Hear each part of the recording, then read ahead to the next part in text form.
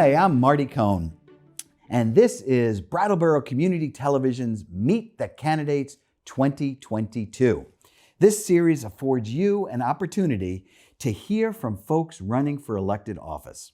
Today, our guest is Representative Michelle Bos-Lun, who is the Democratic candidate running for Windham 3 State Representative. Welcome, Representative. Thank you. And just to clarify, I'm running for one of two seats. There are two Democrats that are running for two seats, and two Republicans and one independent. Okay, so you get to vote for, she's running for one of the two seats. Exactly. Okay, we've clarified that. All right. So now, why are you running for this office? Sometimes I ask myself that question. I think that I'm kind of uniquely qualified to serve in the State House because I have a really diverse background. Being a person in my mid-50s who's worked in education, in healthcare, in housing, in youth programming, and in restorative justice with people recently released from prison.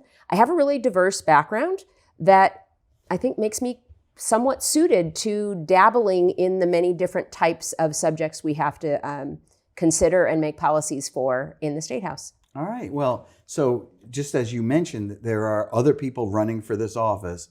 What sets you apart from the other candidates? Well, I would say it's kind of that issue that I just mentioned, that I have a more diverse background. I mean, not that I know everything. Nobody in the State House knows everything. We all have different areas that we specialize in, and then we learn from each other by collaborating. But like, for example, the other Democrat running in the race is Leslie Goldman, who has been a nurse practitioner for, I think, 37 years. So she's really, really knowledgeable about healthcare. But she doesn't know about education in the ways that I do as a teacher who's taught for 30 years. She doesn't know about restorative justice in the way that I do from working at the Community Justice Center. So I have some different specialties than some of the other people that are running. All right. So magic wand, you're now the state representative from Windham 3. Mm-hmm. What would be your top two priorities?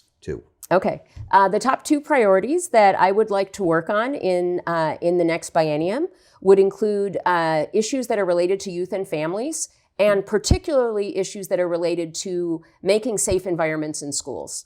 And that actually would overlap with the other issue that I want to work on, which is restorative justice, which can both be an effective tool in our community, but also can be an effective tool in our schools. All right. So, and they're actually related. They are, because restorative justice is a practice that can be applied in a lot of different ways. And in schools, it can both make a pro-social environment. It can also deal with conflict situations. And in our community, it can do similar things. It can take conflict, and instead of having somebody end up going to prison, you can use a strategy where you might end up having somebody diverted and have an alternative sentence. So it can problem solve in a variety of ways in both situations, in the community and in schools. All right, so let me ask you a couple of issue-oriented questions. All right, so first one would be, what can you do as a state representative to address the rising costs of food, fuel, and other goods? Okay. Well, that is a tricky question. There is unfortunately no magic wand. I can say that when it is possible, and sometimes it is possible, the legislature really does try to do what we can to make things affordable for everyday people. So for example, in the last biennium, when we realized our budget was in an okay place, we actually cut property taxes for people that were homeowners. Now, of course, that's not a benefit that benefits everyone, because if you're not a homeowner, that doesn't help you. But we also supported things like Everyone Eats, which was a program that supported restaurants and restaurant workers and people who were food insecure. And that program is continuing to this day.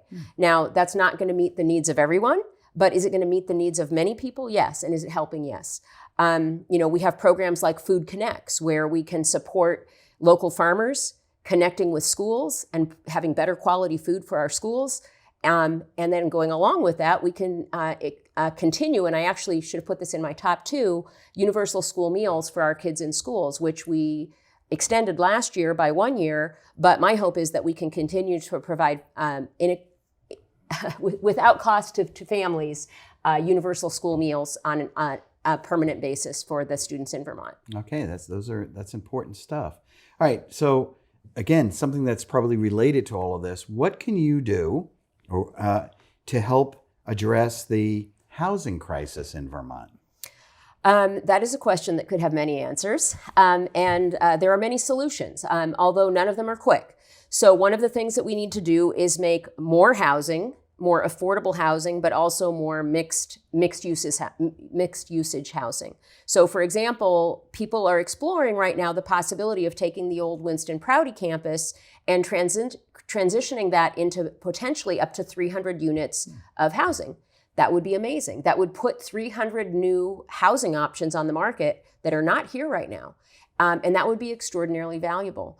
But aside from that, it may actually be that we need to look at some kind of policies that are trying to make a little bit more long-term housing available for people. There are an awful lot of people who have rental options available that they own, and they choose to rent for Airbnb rather than doing rentals for people that might want, say, a one-year lease or something like that. And there are communities in the state that have modified their policies so you can only have a certain amount of those, and then you need to make some things available for the local population because it's really rough. You know, there are a lot of students or a lot of young people that really aren't able to find housing, and that impacts everything. It impacts workforce. It impacts ability to stay in Vermont. It's really going to impact. It is impacting our quality of life. We have people that are not able to stay in Vermont because they cannot live here, and increasing available housing and affordable housing are two key pieces that will help with that. But it means both creating new housing and also taking existing buildings and figuring out how we can transition those in our downtowns, in our communities from existing buildings and make them available to people that are looking for housing because we just do not have enough right now. How would you enhance public safety and reduce violence throughout Vermont? This isn't just Windham County, but throughout Vermont. That's certainly not an easy question. I think it depends on what kind of issues you're looking at. I mean, if you're looking at issues like robbery or petty thievery, things along those lines, pretty often those end up being connected to people with substance use disorder who have not been able to get help with their challenges. And one of the things that I think could end up having a positive impact in our communities would be if we would invest in expanding the resources to help people to get into recovery, to have rehabilitation programs available when people are ready to go into them. It would then end up down the road, meaning fewer people are committing crimes to feed those habits. And I've seen that in many, many cases, that individuals who are desperate, who have these kind of substance use issues, sometimes make bad choices. And if those people can get stable, they can become contributing members of the community in a positive way, and those crimes aren't going to be continuing. And I saw that when I worked at the Justice Center. I had a number of people that I worked with who had not always been the most constructive community members in some ways, and when they got clean and sober, and when they got support from the community, they were really able to turn things around and make our community a better place. All right. This is a big one, I'm known for asking these hard questions. Okay. All right. Now I want to talk about the climate crisis. Okay. Climate crisis is going to continue to reshape life in Vermont for decades to come. Yeah. The legislature in December of 2021, the Vermont Climate Council released that climate action plan. That was really a blueprint for climate action. Which pieces of the climate action plan would you take up if you're reelected? Okay. Well, the truth is I don't serve on the Transportation Committee and I don't serve on an Energy Committee, so I probably would not be working closely on shaping those policies. That said, I absolutely would be supporting them because I think it's essential to have us take steps to meet the climate solution goals. I believe there were something like 240 recommendations. Clearly, we're not going to be able to do all of those in one legislative year or even in two. But I think looking at sustainability in terms of transportation and looking at transitioning the heating and cooling in our homes, I think those are the two biggest areas that we're going to get the biggest bang for the buck. So transitioning those two areas, I think, is going to have a lot of benefit for our communities. And that both means credits to help people transition to electric vehicles, helping their homes transition from an air conditioner to a heat pump, thinking about transitioning to other sources instead of using fossil fuels in our homes and in our cars. What can we do that would burn cleaner that's going to have a better long-term impact on our state? All right. So I trust my colleagues to work out those deals in their committees and bring them to the floor where I can then support them. All right. So here comes the hardest question of them all. Okay. All right. What do you want voters to know about you?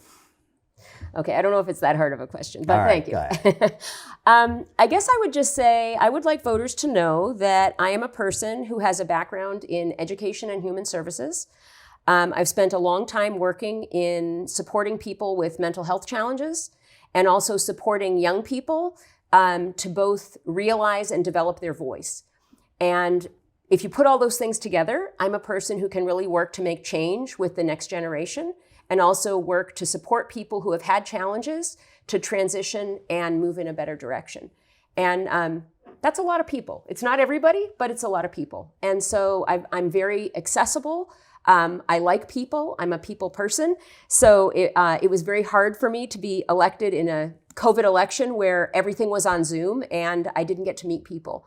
So I enjoy being able to have people call me or contact me and tell me what kind of issues they're facing and then help them problem solve.